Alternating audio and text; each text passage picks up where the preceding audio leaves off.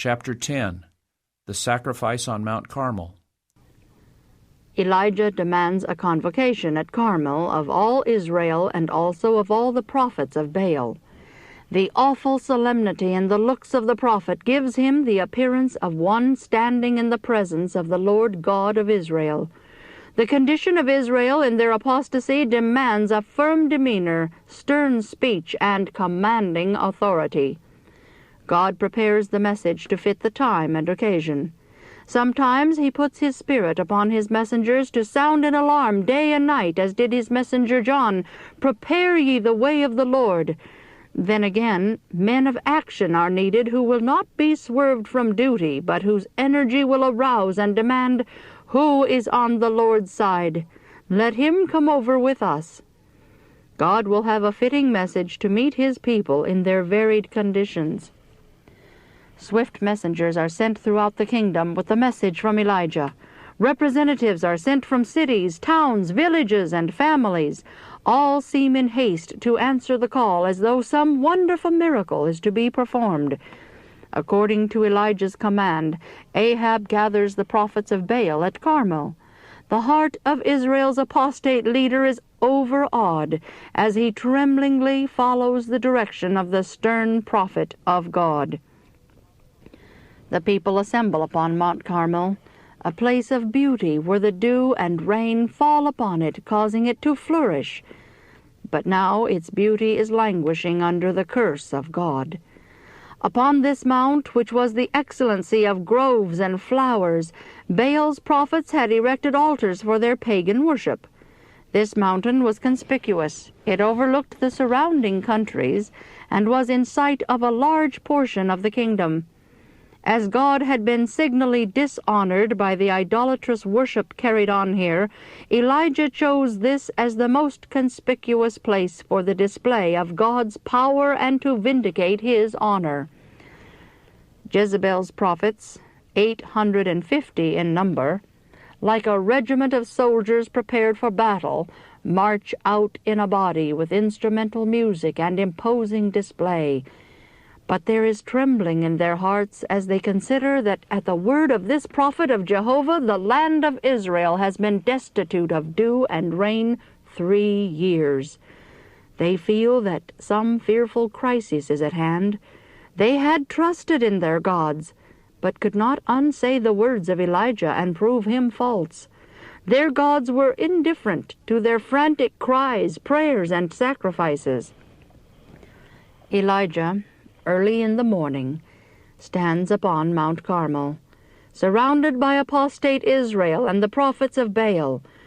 A lone man in that vast multitude, he stands undaunted. He whom the whole kingdom has charged with its weight of woe is before them, unterrified and unattended by visible armies and imposing display.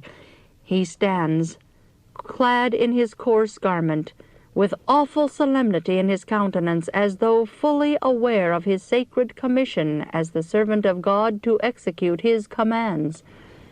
Elijah fastens his eyes upon the highest ridge of mountains where had stood the altar of Jehovah when the mountain was covered with flourishing trees and flowers. The blight of God is now upon it. All the desolation of Israel is in full view of the neglected, torn-down altar of Jehovah, and in sight are the altars of Baal. Ahab stands at the head of the priests of Baal, and all wait in anxious, fearful expectation for the words of Elijah. In the full light of the sun, surrounded by thousands, men of war, prophets of Baal, and the monarch of Israel, stands the defenseless man Elijah, apparently alone, yet not alone. The most powerful host of heaven surrounds him. Angels who excel in strength have come from heaven to shield the faithful and righteous prophet. With stern and commanding voice, Elijah cries, "How long halt ye between two opinions? If the Lord be God, follow him. But if Baal, then follow him." And the people answered him not a word. Not one in that vast assembly dared utter one word for God and show his loyalty to Jehovah. What astonishing deception and fearful blindness had, like a dark cloud, covered Israel. This blindness and apostasy had not closed about them suddenly. It had come upon them gradually, as they had not heeded the word of reproof and warning which the Lord had sent to them because of their pride and their sins. And now, in this fearful crisis, in the presence of the idolatrous priests and the apostate king, they remained neutral. If God abhors one sin above another, of which his people are guilty, it is doing nothing in case of an emergency. Indifference and neutrality in a religious crisis is regarded of God as a grievous crime and equal to the very worst type of hostility against God. All Israel is silent. Again the voice of Elijah is heard addressing them. I, even I only, remain a prophet of the Lord, but Baal's prophets are 450 men. Let them therefore give us 2 bullocks, and let them choose 1 bullock for themselves, and cut it in pieces, and lay it on wood, and put no fire under. And I will dress the other bullock, and lay it on wood, and put no fire under. And call ye on the name of your gods, and I will call on the name of the Lord. And the God that answereth by fire, let him be God. And all the people answered and said, It is well spoken. And Elijah said unto the prophets of Baal, Choose you 1 bullock for yourselves, and dress it first, for ye are many. And call on the name of your gods, but put no fire under. And they took the bullock which was given them, and they dressed it, and called on the name of Baal from morning even until noon, saying, O Baal, hear us. But there was no voice, nor any that answered. And they leaped upon the altar which was made. The proposition of Elijah is reasonable. The people dare not evade it, and they find courage to answer, The word is good. The prophets of Baal dare not dissent or evade the matter. God has directed this trial, and has prepared confusion for the authors of idolatry, and a signal triumph for his name. The priests of Baal dare not do otherwise than accept the conditions. With terror and guiltiness in their hearts, while outwardly bold and defiant, they rear their altar, lay on the wood and the victim, and then begin their incantations, their chantings and bawling, characteristics of pagan worship. Their shrill cries re-echo through forests and mountains, O Baal, hear us! The priests gather in an army about their altars, and with leaping and with writhing and screaming and stamping, and with unnatural gestures and tearing their hair and cutting their flesh, they manifest apparent sincerity. The morning passes, and noon comes, and yet there is no move of their gods in pity to Baal's priests, the deluded worshippers of idols. No voice answers their frantic cries. The priests are continually devising how, by deception, they can kindle a fire upon the altars and give the glory to Baal. But the firm eye of Elijah watches every motion. 800 voices become hoarse. Their garments are covered with blood. And yet their frantic excitement does not abate. Their pleadings are mingled with cursings to their sun god that he does not send fire for their altars. Elijah stands by, watching with eagle eye lest any deception should be practiced, for he knows that if by any device they could kindle their altar fire, he would be torn in pieces upon the spot.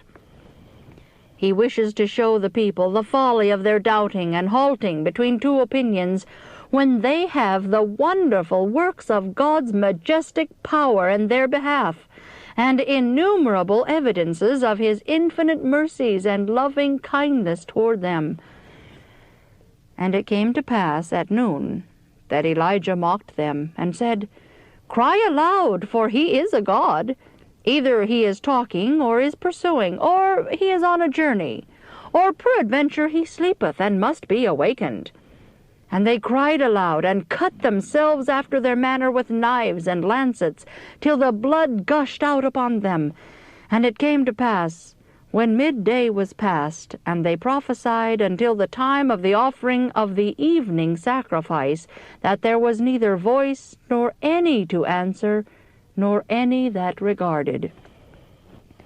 How gladly would Satan, who fell like lightning from heaven, come to the help of those whom he has deceived, whose minds he has controlled, and who are fully devoted to his service.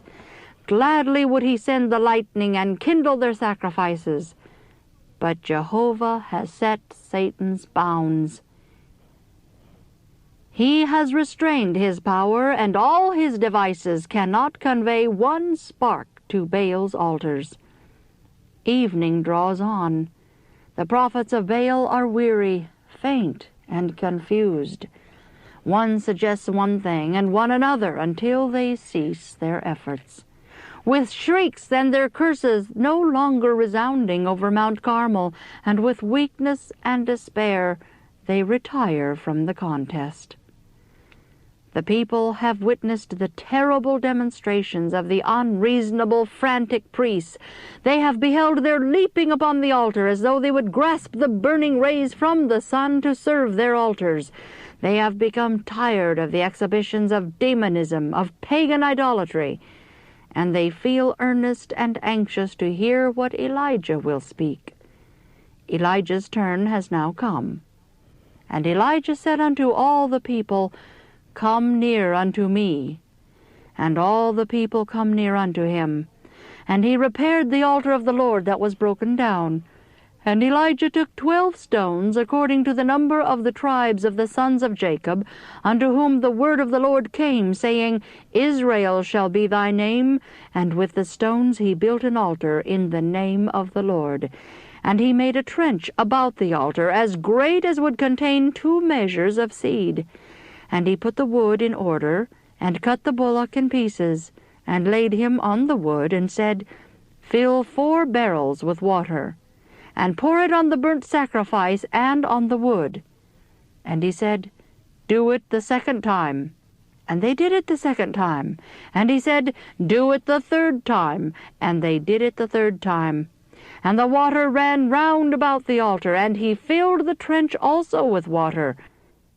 And it came to pass at the time of the offering of the evening sacrifice, that Elijah the prophet came near and said, Lord God of Abraham, Isaac, and of Israel, let it be known this day that thou art God in Israel, and that I am thy servant, and that I have done all these things at thy word. Hear me, O Lord, hear me, that this people may know that thou art the Lord God, and that thou hast turned their heart back again. Then the fire of the Lord fell, and consumed the burnt sacrifice, and the wood, and the stones, and the dust, and licked up the water that was in the trench. And when all the people saw it, they fell on their faces, and they said, The Lord, he is the God. The Lord, he is the God. Elijah, at the hour of evening sacrifice, repairs the altar of God, which the apostasy of Israel has allowed the priests of Baal to tear down. He does not call upon one of the people to aid him in his laborious work.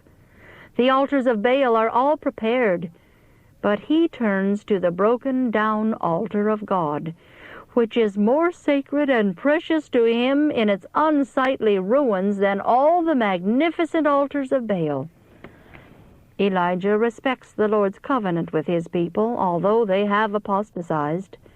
With calmness and solemnity, he repairs the broken-down altar with 12 stones, according to the number of the 12 tribes of Israel. The disappointed priests of Baal, wearied with their vain, frenzied efforts, are sitting or lying prostrate on the ground, waiting to see what Elijah will do.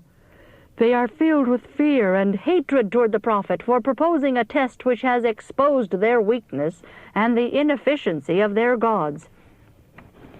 The people of Israel stand spellbound, pale, anxious, and almost breathless with awe, while Elijah calls upon Jehovah, the Creator of the heavens and the earth.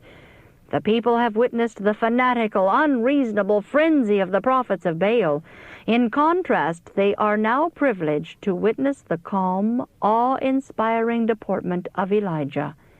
He reminds the people of their degeneracy, which has awakened the wrath of God against them, and then calls upon them to humble their hearts and turn to the God of their fathers, that his curse may be removed from them. Ahab and his idolatrous priests are looking on with amazement mingled with terror. They await the result with anxious, solemn silence. After the victim is laid upon the altar, he commands the people to flood the sacrifice and the altar with water, and to fill the trench round about the altar. He then reverentially bows before the unseen God, raises his hands toward heaven, and offers a calm and simple prayer, unattended with violent gestures or contortions of the body. No shrieks resound over Carmel's height. A solemn silence, which is oppressive to the priests of Baal, rests upon all. In his prayer, Elijah makes use of no extravagant expressions. He prays to Jehovah as though he were nigh, witnessing the whole scene, and hearing his sincere, fervent, yet simple prayer. Baal's priests have screamed and foamed and leaped and prayed very long, from morning until near evening. Elijah's prayer is very short, earnest, reverential, and sincere. No sooner is that prayer uttered than flames of fire descend from heaven in a distinct manner, like a brilliant flash of lightning, kindling the wood for sacrifice and consuming the victim, licking up the water in the trench and consuming even the stones of the altar. The brilliancy of the blaze illumes the mountain and is painful to the eyes of the multitude. The people of the kingdom of Israel not gathered upon the mount are watching with interest those that are there assembled. As the fire descends, they witness it and are amazed at the sight. It resembles the pillar of fire at the Red Sea, which by night separated the children of Israel from the Egyptian host. The people upon the mountain prostrate themselves in terror and awe before the unseen God. They cannot look upon the bright, consuming fire sent from heaven. They fear that they will be consumed in their apostasy and sins, and cry out with one voice, which resounds over the mountain and echoes to the plains below with terrible distinctness. The Lord, He is the God. The Lord, He is the God. Israel is at last aroused and undeceived. They see their sin and how greatly they have dishonored God. Their anger is aroused against the prophets of Baal. With terror, Ahab and Baal's priests witness the wonderful exhibition of Jehovah's power. Again the voice of Elijah is heard in startling words of command to the people. Take the prophets of Baal, let not one of them escape. The people are ready to obey his word. They seize the false prophets who have deluded them and bring them to the brook Kishon, and there with his own hand Elijah slays these idolatrous priests. The judgments of God having been executed upon the false priests, the people having confessed their sins and acknowledged their fathers' God, the withering curse of God is now to be withdrawn, and he is to renew his blessings unto his people and again refresh the earth with dew and rain. Elijah addresses Ahab, Get thee up, eat and drink, for there is a sound of abundance of rain. While Ahab went up to the feast, Elijah went up from the fearful sacrifice to the top of Mount Carmel to pray. His work of slaying the pagan priests had not unfitted him for the solemn exercise of prayer. He had performed the will of God. After he had, as God's instrument, done what he could to remove the cause of Israel's apostasy by slaying the idolatrous priests, he could do no more. He then intercedes in behalf of sinning apostate Israel. In the most painful position, his face bowed between his knees, he most earnestly supplicates God to send rain. 6 times in succession he sends his servant to see if there is any visible token that God has heard his prayer. He does not become impatient and faithless because the Lord does not immediately give the token that his prayer is heard. He continues in earnest prayer, sending his servant 7 times to see if God has granted any signal. His servant returns the 6th time from his outlook toward the sea with the discouraging report that there is no sign of clouds forming in the brassy heavens. The 7th time he informs Elijah that there is a small cloud to be seen, about the size of a man's hand. This is enough to satisfy the faith of Elijah. He does not wait for the heavens to gather blackness to make the matter sure. In that small rising cloud, his faith hears the sound of abundance of rain. His works are in accordance with his faith. He sends a message to Ahab by his servant, "Prepare thy chariot, and get thee down, that the rain stop thee not."